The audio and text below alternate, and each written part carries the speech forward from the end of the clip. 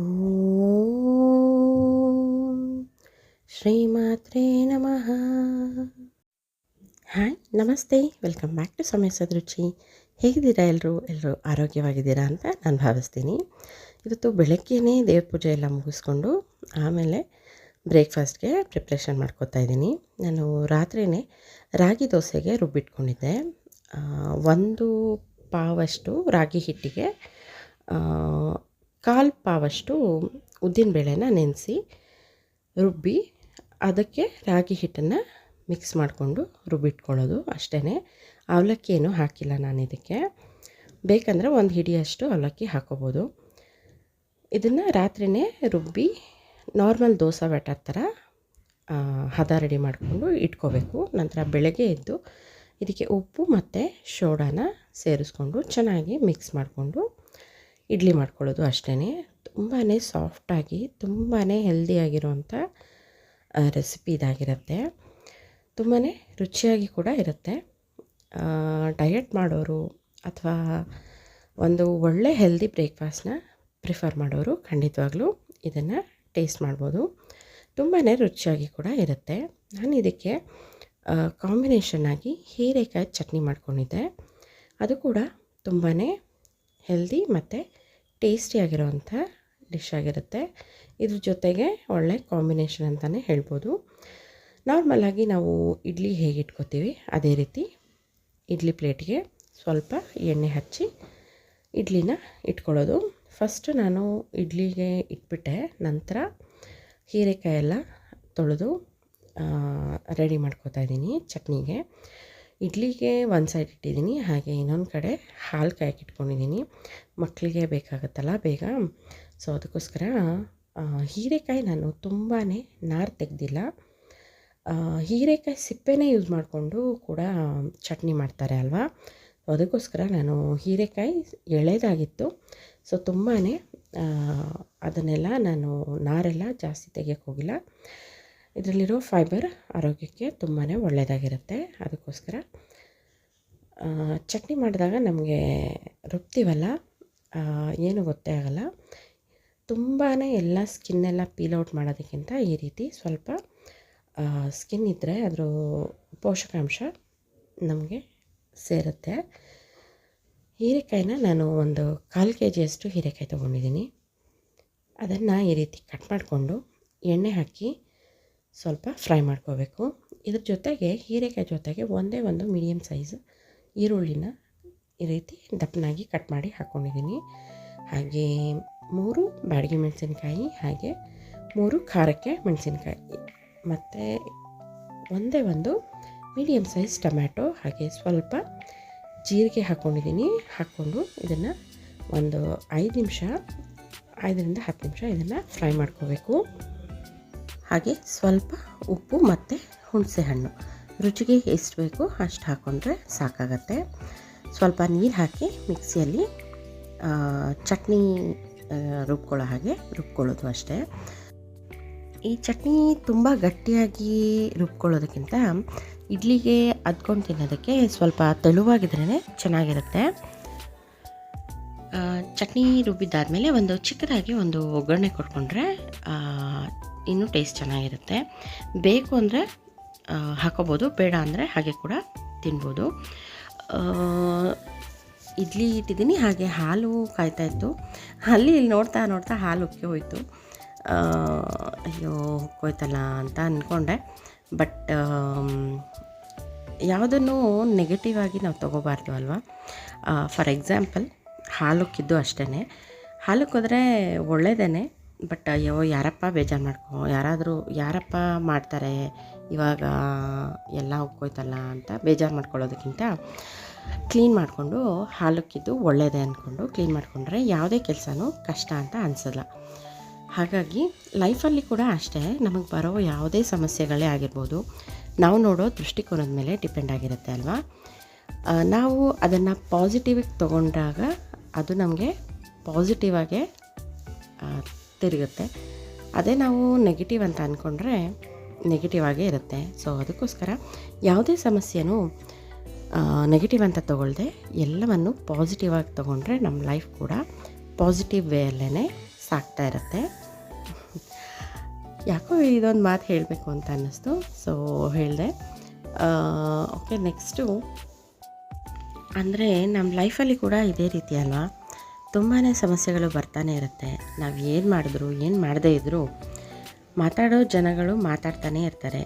ಅವರಿಗೆ ಒಂದು ಕೊಂಗು ಮಾತಾಡದೇ ಇದ್ದರೆ ಸಮಾಧಾನವೇ ಇರಲ್ಲ. ಸೊ ಎಲ್ಲವನ್ನು ನಾವು ಪಾಸಿಟಿವ್ ವೇಯಲ್ಲೇ ತೊಗೊಂಡೋಗ್ತಾಯಿದ್ರೆ ನಮ್ಮನ್ನು, ನಮ್ಮ ಲೈಫ್ನ ನಾವು ಸಲೀಸಾಗಿ ಸಾಗಿಸ್ಕೊಂಡು ಹೋಗ್ಬೋದು. ನೋಡಿ, ಇಡ್ಲಿ ಅಷ್ಟೊತ್ತಿಗೆ ರೆಡಿಯಾಗಿತ್ತು. ತುಂಬಾ ಸಾಫ್ಟಾಗಿತ್ತು ಇಡ್ಲಿ, ತುಂಬಾ ರುಚಿಯಾಗಿರುತ್ತೆ. ಬಾಕ್ಸಿಗೆ ಕೂಡ ತೊಗೊಂಡು ಹೋಗೋಕ್ಕೂ ಚೆನ್ನಾಗಿರುತ್ತೆ, ಲಂಚ್ ಬಾಕ್ಸಿಗೆ. ಇಡ್ಲಿ ಆದಮೇಲೆ ಈ ರಾಗಿ ಇಡ್ಲಿಗೂ ಹೀರೆಕಾಯಿ ಚಟ್ನಿಗೂ ತುಂಬ ಒಳ್ಳೆ ಕಾಂಬಿನೇಷನ್. ನೋಡಿ ಎಷ್ಟು ಸಾಫ್ಟಾಗಿದೆ ಅಲ್ಲ, ನೋಡ್ಬೋದು ನೀವು, ತುಂಬಾ ಸಾಫ್ಟಾಗಿ ಆಗಿದೆ. ಇದಕ್ಕೆ ಅಕಸ್ಮಾತ್ ಏನಾದರೂ ಒಂದು ಹಿಡಿಯಷ್ಟು ರೈಸ್ ಹಾಕ್ಕೊಂಡು ಚೆನ್ನಾಗಿರುತ್ತೆ, ಅವಲಕ್ಕಿ ಬದಲಿಗೆ ಹಾಕ್ಕೋಬೋದು. ಅದು ಕೂಡ ತುಂಬಾ ಸಾಫ್ಟಾಗಿ ಚೆನ್ನಾಗಿರುತ್ತೆ. ಅದ್ರ ಜೊತೆಗೆ ನನಗೆ ಸ್ವಲ್ಪ ಡಿಟಾಕ್ಸ್ ಡ್ರಿಂಕ್ ಬೇಕು ಅಂತ ಅನಿಸ್ತಾಯಿತ್ತು. ಸ್ವಲ್ಪ ಚಳಿ ಬೇರೆ ಅಲ್ವಾ, ಸೊ ಅದಕ್ಕೋಸ್ಕರ ನೀರಿಗೆ ಸ್ವಲ್ಪ 1 ಇಂಚಷ್ಟು ಶುಂಠಿನ ಚೆನ್ನಾಗಿ ಕುದಿಸಿ ಅದನ್ನು ಶೋಧಿಸ್ಕೊಂಡು ಕುಡಿತಾಯಿದ್ದೀನಿ. ಇದಕ್ಕೆ ಬೇಕು ಅಂತಂದರೆ ಪುದೀನ ಕೂಡ ಹಾಕೋಬೋದು. ಇದ್ರ ಜೊತೆಗೆ ಕಾಂಬಿನೇಷನ್ ಆಗಿ ತುಂಬಾ ಚೆನ್ನಾಗಿರುತ್ತೆ. ಇದ್ರ ಜೊತೆಗೆ ಶುಂಠಿ ಮತ್ತು ಪುದೀನ ಜೇನುತುಪ್ಪ ಹಾಕ್ಕೊಂಡು ಕುಡಿಬೋದು. ಇಲ್ಲ ನಮಗೆ ಸ್ವಲ್ಪ ಟ್ಯಾಂಗಿ ಟೇಸ್ಟ್ ಬೇಕು ಅಂತ ಅನಿಸಿದ್ರೆ ಫಾರ್ ಎ ಡಿಫ್ರೆಂಟಾಗಿ ಸ್ವಲ್ಪ ಚೇಂಜ್ಗೋಸ್ಕರ ಸ್ವಲ್ಪ ಲೆಮನ್ ಮತ್ತು ಉಪ್ಪು ಹಾಕ್ಕೊಂಡ್ರೂ ತುಂಬಾ ಒಳ್ಳೆ ಡಿಟಾಕ್ಸ್ ಡ್ರಿಂಕ್ ಅಂತಲೇ ಹೇಳ್ಬೋದು. ಈ ಚಳಿಗೆ ಸ್ವಲ್ಪ ಗಂಟಲಲ್ಲಿ ಕಿಚ್ಚು ಅನಿಸ್ತಾ ಇದ್ದರೆ ಕೂಡ ಇದನ್ನು ಮಾಡ್ಕೋಬೋದು. ಹಾಗೆ ವೆಯ್ಟ್ ಲಾಸ್ ಮಾಡೋರು ಕೂಡ ಇದನ್ನು ಪ್ರಿಫರ್ ಮಾಡ್ಬೋದು. ಹಾಗೆ ಡೈಜೆಷನ್ಗೆ ಕೂಡ ಈ ಕಷಾಯ ತುಂಬಾ ಯೂಸ್ಫುಲ್ ಆಗಿರುತ್ತೆ. ಕಷಾಯ ಮಾಡಿಕೊಂಡು ಒಂದು 5 ನಿಮಿಷ ಟೆರೆಸ್ಗೆ ಹೋಗಿ ಗಿಡಗಳನ್ನ ನೋಡ್ತಾ, ಸ್ವಲ್ಪ ಮಳೆ ಬೇರೆ ಬರ್ತಾಯಿತ್ತಲ್ವ, ಗಿಡಗಳನ್ನ ನೋಡ್ತಾ ಹಾಗೆ ಒಂದು 5 ಮಿನಿಟ್ಸ್ ರಿಲ್ಯಾಕ್ಸ್ ಮಾಡಿಕೊಂಡು ಬಂದೆ. ತುಂಬಾ ಚೆನ್ನಾಗಿ ಅನ್ನಿಸ್ತು. ಮಳೆ ಬರ್ತಾಯಿತ್ತು, ಸಣ್ಣಗೆ ತುಂತುರು ಮಳೆ ಬರ್ತಾಯಿತ್ತು. ಅದ್ರ ಜೊತೆಗೆ ಗಿಡಗಳ ಮೇಲೆಲ್ಲ ಹನಿ ಎಷ್ಟು ಚೆನ್ನಾಗಿ ಕೂತಿದೆ ಅಲ್ಲ. ಅರಳಿರೋ ಹೂ ನೋಡ್ತಾ ಇದ್ದರೆ ಮನಸ್ಸಿಗೆ ಒಂಥರ ಖುಷಿ ಅನಿಸುತ್ತೆ ಅಲ್ವಾ. ಅದರಲ್ಲೂ ನಾವೇ ನೆಟ್ಟು ಬೆಳೆಸಿರೋಂಥ ಗಿಡಗಳಲ್ಲಿ ಏನಾದರೂ ಹೂ ಫಲ ನೋಡಿದಾಗ ತುಂಬಾ ಖುಷಿಯಾಗೋದು ಸಹಜ. ಇದನ್ನೆಲ್ಲ ರೀಪಾಟ್ನಿಂಗ್ ಮಾಡ್ಕೋಬೇಕು. ನಾನು ನರ್ಸರಿಯಿಂದ ತಂದು ಸ್ವಲ್ಪ ದಿನ ಆದಮೇಲೆ ರೀಪಾಟ್ನಿಂಗ್ ಮಾಡಬೇಕು ಅಂತ ಹೇಳ್ತಾರಲ್ವ. ಸೊ ಅದಕ್ಕೋಸ್ಕರ 1 ವೀಕೇ ಆಯಿತು ನಾನು ಈ ಗಿಡಗಳನ್ನ ತೊಗೊಂಬಂದು. ಅದ್ರ ಜೊತೆಗೆ ಇನ್ನೂ ಸ್ವಲ್ಪ ಗಿಡಗಳನ್ನ ಹೊಸದಾಗಿ ತೊಗೊಂಬಂದಿದ್ದರಿಂದ ಎಲ್ಲನೂ ಸೇರಿಸಿ ಒಂದೇ ಸಲ ರೀಪಾಟ್ನಿಂಗ್ ಮಾಡ್ಕೊಳ್ಳೋಣ ಅಂತ ಹಾಗೆ ಇಟ್ಟಿದ್ದೀನಿ. ಎಲ್ಲನೂ ಇನ್ನು 1-2 ದಿನದಲ್ಲಿ ಚೇಂಜ್ ಮಾಡಬೇಕು ಅಂದ್ಕೊಂಡಿದ್ದೀನಿ.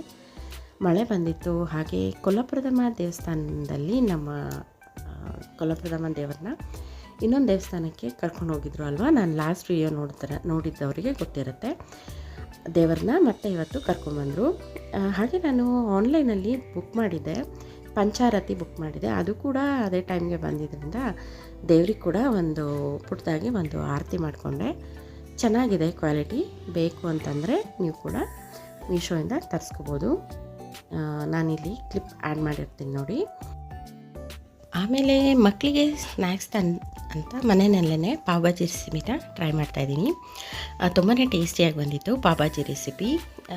ಈ ರೀತಿ ಮಾಡೋದ್ರಿಂದ ಸ್ವಲ್ಪ ಜಾಸ್ತಿ ತರಕಾರಿ ಹಾಕಿ ನಾವು ಮಾಡ್ಕೋಬೋದು, ತುಂಬಾ ಟೇಸ್ಟಿಯಾಗಿರುತ್ತೆ. ನಾನು ಇದಕ್ಕೆ 2 ಮೀಡಿಯಮ್ ಸೈಜ್ ಆಲೂಗಡ್ಡೆನ ಸ್ಕಿನ್ ಪೀಲ್ ಮಾಡಿ ಈ ರೀತಿ ಕಟ್ ಮಾಡಿ ಹಾಕ್ಕೊಂಡಿದ್ದೀನಿ. ಹಾಗೆ ಎಲೆಕೋಸು 1 ಕಪ್ಪು, ಅವರೆಕಾಳು ಸ್ವಲ್ಪ ಸ್ಪೆಷಲ್ ಆಗಿರುತ್ತೆ ಅಂತ ಅವರೆಕಾಳು ಹಾಕ್ಕೊಂಡಿದ್ದೀನಿ. ಹಾಗೆ ಕ್ಯಾಪ್ಸಿಕಮ್ ಮತ್ತು ಟೊಮ್ಯಾಟೊ 3 ಸ್ವಲ್ಪ ದೊಡ್ಡದಾಗಿರೋ ಸೈಜಿಂದ 3 ಟೊಮೆಟೊ ಹಾಕ್ಕೊಂಡಿದ್ದೀನಿ. ಟೊಮೆಟೊ ಇಷ್ಟು ಬೇಕಾಗತ್ತೆ. ಇದೆಲ್ಲ ತರಕಾರಿ. ಇದ್ರ ಜೊತೆಗೆ ಬಟಾಣಿ ಬೇಕಾದರೆ ಹಾಕ್ಕೋಬೋದು, ಇಲ್ಲಾಂತಂದರೆ ಹೂಕೋಸು ಕೂಡ ಹಾಕ್ಕೋಬೋದು, ಚೆನ್ನಾಗಿರುತ್ತೆ. ಇದನ್ನು ಚೆನ್ನಾಗಿ ಬೇಯಿಸ್ಕೋಬೇಕು. ನಮಗೆ ಲೇಟ್ ಆಗುತ್ತೆ ಅಂದರೆ ಕುಕ್ಕರಲ್ಲಿ ಕೂಡ ಮಾಡ್ಕೋಬೋದು. ತರಕಾರಿ ಎಲ್ಲ ಬೇಯೋ ಅಷ್ಟೊತ್ತಿಗೆ ನಾನಿಲ್ಲಿ ಮಸಾಲ ಪ್ರಿಪ್ರೇಷನ್ ಮಾಡ್ಕೊತಾ ಇದ್ದೀನಿ. ಇದಕ್ಕೆ 1 ಟೇಬಲ್ ಸ್ಪೂನಷ್ಟು ಬೆಣ್ಣೆ, 1 ಟೇಬಲ್ ಸ್ಪೂನಷ್ಟು ಎಣ್ಣೆ ಹಾಕ್ಕೊಂಡಿದ್ದೀನಿ. ಹಾಗೆ 1 ಮೀಡಿಯಮ್ ಸೈಜಷ್ಟು ಈರುಳ್ಳಿನ ಸಣ್ಣದಾಗಿ ಹೆಚ್ಚಿ ಹಾಕ್ಕೋಬೇಕು. ಹಾಗೆ 1 ಟೇಬಲ್ ಸ್ಪೂನ್ ಶುಂಠಿ ಬೆಳ್ಳುಳ್ಳಿ ಪೇಸ್ಟ್, 1 ಟೇಬಲ್ ಸ್ಪೂನ್ ಧನಿಯಾ ಪುಡಿ, ಜೀರಿಗೆ ಪುಡಿ 1/4 tea spoon garam masala powder, ಹಾಗೆ 1 ಟೇಬಲ್ ಸ್ಪೂನ್ ಅಚ್ಚ ಖಾರದ ಪುಡಿ, 1/4 ಟೀ ಸ್ಪೂನಷ್ಟು ಅರಿಶಿಣದ ಪುಡಿ, ಹಾಗೆ ಉಪ್ಪು. ಇದಿಷ್ಟನ್ನು ಸೇರಿಸಿ ಚೆನ್ನಾಗಿ 1-2 ಸೆಕೆಂಡ್ ಇದನ್ನು ಫ್ರೈ ಮಾಡ್ಕೋಬೇಕು. ಅದಾದಮೇಲೆ ನಂತರ ಇದಕ್ಕೆ ತರಕಾರಿ ಬೇಯಿಸಿರ್ತೀವಲ್ಲ, ಆ ತರಕಾರಿನೆಲ್ಲ ಸ್ಮ್ಯಾಶ್ ಮಾಡಿ ಸೈಡಲ್ಲಿ ಇಟ್ಕೋಬೇಕು. ಹಾಗೆ ಇದಕ್ಕೆ ವಿಶೇಷವಾದಂಥ ರುಚಿ ಕೊಡೋಕ್ಕೆ ಪಾವ್ ಭಾಜಿ ಮಸಾಲಾನೇ ಹಾಕಬೇಕಾಗತ್ತೆ. ಪಾವ್ ಭಾಜಿ ಮಸಾಲ ಮನೆಯಲ್ಲಿ ಬೇಕಾದರೆ ಪ್ರಿಪೇರ್ ಮಾಡ್ಬೋದು, ಅಥವಾ ರೆಡಿ ಅಂಗಡಿಯಲ್ಲಿ ಸಿಗುತ್ತೆ. ಇದನ್ನು 2 ಟೇಬಲ್ ಸ್ಪೂನ್ ಹಾಕ್ಕೊಂಡಿದ್ದೀನಿ. ಇದಕ್ಕೆ ತುಂಬಾ ಟೇಸ್ಟ್ ಕೊಡುವಂಥ ಪೌಡರು. ಇದನ್ನು ಸ್ಕಿಪ್ ಮಾಡೋ ಹಾಗೆ ಇಲ್ಲ, ಇದು ತುಂಬಾ ಟೇಸ್ಟ್ ಕೊಡುತ್ತೆ ಈ ಡಿಶ್ಗೆ. ಇದನ್ನೆಲ್ಲ ಹಾಕಿ 1 ಸೆಕೆಂಡ್ ಫ್ರೈ ಮಾಡ್ಕೊಳ್ಳಿ. ಜಾಸ್ತಿ ಹೊತ್ತಿಟ್ಟರೆ ಸೀದೋಗ್ಬಿಡುತ್ತೆ, ಬೇಗ ಆಫ್ ಮಾಡ್ಕೋಬೇಕಾಗತ್ತೆ. ಅಷ್ಟೊತ್ತಿಗೆ ತರಕಾರಿ ಎಲ್ಲ ಬೆಂದಿರುತ್ತೆ, ಅದನ್ನು ನೀಟಾಗಿ ಸ್ಮ್ಯಾಶ್ ಮಾಡ್ಕೋಬೇಕು. ಬೇಕು ಅಂದರೆ ಕುಕ್ಕರಲ್ಲಿ 2 ವಿಷಲ್ ಹಾಕ್ಸ್ಬಿಟ್ರೆ ತುಂಬ ಚೆನ್ನಾಗಿ ಬೇಯುತ್ತೆ. ಆವಾಗ ಮ್ಯಾಶರಲ್ಲಿ ಈಸಿಯಾಗಿ ಮ್ಯಾಶ್ ಮಾಡ್ಬೋದು, ಹಾಗೆ ಕೂಡ ಮಾಡ್ಕೋಬೋದು. ತುಂಬಾ ಚೆನ್ನಾಗಿರುತ್ತೆ. ಅವರೆಕಾಳು ಹಾಕಿದ್ರೆ ಟೇಸ್ಟ್ ಚೆನ್ನಾಗಿರುತ್ತೋ ಇಲ್ಲವೋ ಅಂತ ಡೌಟಲ್ಲೇ ಮಾಡಿದೆ, ಬಟ್ ತುಂಬಾ ಚೆನ್ನಾಗಾಗಿತ್ತು ರೆಸಿಪಿ, ತುಂಬಾ ಟೇಸ್ಟಿಯಾಗಿ ಆಗಿತ್ತು. ನಿಮಗೇನಾದರೂ ಇದು ಮ್ಯಾಶ್ ಮಾಡೋದು ಸ್ವಲ್ಪ ತುಂಬ ಕಷ್ಟ ಅನಿಸುತ್ತೆ ಅಂತಂದರೆ ಈಗ ನಾವು ಮಸೊಪ್ಪಿಗೆ ಮಿಕ್ಸಿಯಲ್ಲಿ ಜಸ್ಟ್ ಹಾಗೆ ಆನ್ ಆ್ಯಂಡ್ ಆಫ್ ಮಾಡ್ತೀವಲ್ಲ, ಆ ರೀತಿ ಕೂಡ ಮಾಡ್ಕೋಬೋದು. ಈಸಿಯಾಗಿ ಆಗೋಗುತ್ತೆ ಕೆಲಸ. ಇದಕ್ಕೆ ನಾವು ತರಕಾರಿ ಬೇಯಿಸುವಾಗ ನೀರು ಬಂದಿರುತ್ತಲ್ಲ, ಆ ನೀರನ್ನು ಮ್ಯಾಶ್ ಮಾಡೋವಾಗ ಹಾಕ್ಕೊಳ್ಳೋಕ್ಕಾಗಲ್ಲ, ಏಕೆಂದರೆ ನೀಟಾಗಿ ಮ್ಯಾಶ್ ಆಗೋಲ್ಲ ತರಕಾರಿ. ಆ ನೀರನ್ನು ನಾನು ಇದಕ್ಕೆ ಹಾಕ್ಕೊಂಡು ಮಸಾಲಾಗೆ ಒಗ್ಗರಣೆ ಮಾಡಿದ್ವಲ್ಲ ಅದಕ್ಕೆ ಹಾಕ್ಕೊಂಡು ಸ್ವಲ್ಪ ಫ್ರೈ ಮಾಡ್ಕೊಂಡಿದ್ದೀನಿ. ಉಳಿದಿದ್ದನ್ನು ಆಮೇಲೆ ಮಿಕ್ಸ್ ಮಾಡ್ಕೋಬೋದು. ಈ ಮಸಾಲಾಸ್ನೆಲ್ಲ 2 ನಿಮಿಷ ಸ್ವಲ್ಪ ಕುದಿಸ್ಕೋಬೇಕು. ಅದಾದಮೇಲೆ ತರಕಾರಿನೆಲ್ಲ ಹಾಕಿ 5 ಮಿನಿಟ್ಸ್ ಚೆನ್ನಾಗಿ ಮಿಕ್ಸ್ ಆಗೋ ಥರ ಕುದಿಸ್ಕೊಂಡ್ರೆ ಆಯಿತು. ಪಾವ್ ಭಾಜಿದು ಮಸಾಲ ಪ್ರಿಪೇರ್ ಆಗಿಬಿಡುತ್ತೆ. ತುಂಬಾ ಟೇಸ್ಟಿ. ಈ ಡಿಶಲ್ಲಿ ಇದೇ ಮೇನ್ ಹೀರೋ ಅಂತ ಹೇಳ್ಬೋದು. ತುಂಬಾ ಇದು ಪರ್ಫೆಕ್ಟಾಗಿ ಬಂದರೆ ಇನ್ನೇನು ಪಾವ್ ಬನ್ನು ನಾವು ತೊಗೊಂಬಂದು ಮಾಡ್ಕೊಳ್ಳೋದಷ್ಟೇ. ತುಂಬಾ ಟೇಸ್ಟಿಯಾಗಿರುತ್ತೆ ಇದೇ ಮೆಥಡಲ್ಲಿ ಮಾಡಿಕೊಂಡ್ರೆ. ಹಾಗೆ ನೀವು ಯಾರಾದರೂ ಫಸ್ಟ್ ಟೈಮ್ ನಮ್ಮ ಚಾನಲ್ನ ನೋಡ್ತಾ ಇದ್ದರೆ ಖಂಡಿತವಾಗ್ಲೂ ನಮ್ಮ ಚಾನಲ್ನ ಸಬ್ಸ್ಕ್ರೈಬ್ ಮಾಡ್ಕೊಳ್ಳಿ. ಹಾಗೆ ಈ ವಿಡಿಯೋ ಇಷ್ಟ ಆಗಿದರೆ ಖಂಡಿತ ಒಂದು ಲೈಕ್ ಮಾಡಿ ಅಂತ ಕೇಳ್ಕೊತೀನಿ. ಈ ರೆಸಿಪಿ ಖಂಡಿತ ನಿಮ್ಮೆಲ್ರಿಗೂ ಇಷ್ಟ ಆಗುತ್ತೆ ಅಂತ ನಾನು ಭಾವಿಸ್ತೀನಿ. ಇದು ಫೇಮಸ್ ಇಂಡಿಯನ್ ಸ್ಟ್ರೀಟ್ ಫುಡ್ ಅಲ್ವಾ, ಯಾರಿಗೆ ತಾನೇ ಇಷ್ಟ ಆಗಲ್ಲ, ತುಂಬಾ ಇಷ್ಟ ಆಗುತ್ತೆ. ಬಟ್ ಮನೆಯಲ್ಲೇ ಮಾಡ್ಕೊಂಡು ತಿಂದರೆ ತುಂಬಾ ಹೈಜೀನಾಗಿ ಹಾಗೆ ಹೆಲ್ದಿ ವೆಜಿಟೇಬಲ್ಸ್ನ ಹಾಕ್ಕೊಂಡು ನಾವು ಜಾಸ್ತಿ ತರಕಾರಿ ಹಾಕ್ಕೊಂಡು ಮಾಡ್ಕೊಂಡು ತಿನ್ಬೋದಲ್ವ. ಸೊ ಅದಕ್ಕೋಸ್ಕರ ಮನೆಯಲ್ಲೇ ಇದು ತುಂಬಾ ಈಸಿಯಾಗಿ ಮಾಡ್ಬೋದಾದಂಥ ಡಿಶ್ ಆಗಿರುತ್ತೆ. ಖಂಡಿತವಾಗ್ಲೂ ಈ ರೆಸಿಪೀಸ್ನ ನೀವೆಲ್ಲ ಟ್ರೈ ಮಾಡ್ತೀರಾ ಅಂತ ನಾನು ಭಾವಿಸ್ತೀನಿ. ಇದನ್ನು 5 ಮಿನಿಟ್ಸ್ 5ರಿಂದ 10 ನಿಮಿಷದೊಳಗಡೆ ಚೆನ್ನಾಗಿ ಕುದಿಸ್ಕೊಂಡು ಸ್ವಲ್ಪ ಕೈ ಆಡ್ತಾ ಇರಬೇಕು ಮಧ್ಯದಲ್ಲಿ, ಏನಾದರೂ ತಳ ಅಂಟ್ಬಿಡುತ್ತೆ. ನೀಟಾಗಿ ಕುದಿಸ್ಕೊಂಡು ಮಾಡಿಕೊಂಡ್ರೆ ಆಯಿತು. ತುಂಬಾ ಸ್ವಾದಿಷ್ಟವಾದಂಥ ಎಲ್ರಿಗೂ ಇಷ್ಟವಾಗುವಂಥ ಪಾವ್ ಭಾಜಿ ರೆಸಿಪಿ ಮನೆಯಲ್ಲೇ ಈಸಿಯಾಗಿ ಪ್ರಿಪೇರ್ ಮಾಡ್ಕೊಳ್ಳೋದು ಹೇಗೆ ಅಂತ ನೋಡಿದ್ರಿ ಅಲ್ವಾ. ಪಾವ್ ಬನ್ಸ್ನ ಈ ರೀತಿ ಬೆಣ್ಣೆ ಹಾಕಿಬಿಟ್ಟು ಸ್ವಲ್ಪ ಹೆಂಚ ಮೇಲೆ ಈ ರೀತಿ ರೋಸ್ಟ್ ಮಾಡ್ಕೋಬೇಕು. ಅದಾದಮೇಲೆ ನಮಗೆ ಹೊರಗಡೆ ಸಿಗುತ್ತಲ್ಲ ಆ ಥರ ಪಾವ್ ಗ್ರೇವಿನ ಹಾಕಿ ಬ್ರೆಡ್ನ ಸ್ವಲ್ಪ ಅದರಲ್ಲಿ ಅದ್ದಬೇಕಾಗತ್ತೆ. ಈ ರೀತಿ ಹಚ್ಚಿ ನಂತರ ಮೇಲೆಯಿಂದ ಸ್ವಲ್ಪ ಬಟರ್ನ ಹಾಕ್ಕೊಂಡು ತೆಕ್ಕೊಳ್ಳೋದಷ್ಟೇ. Pav bhaji ready to heat.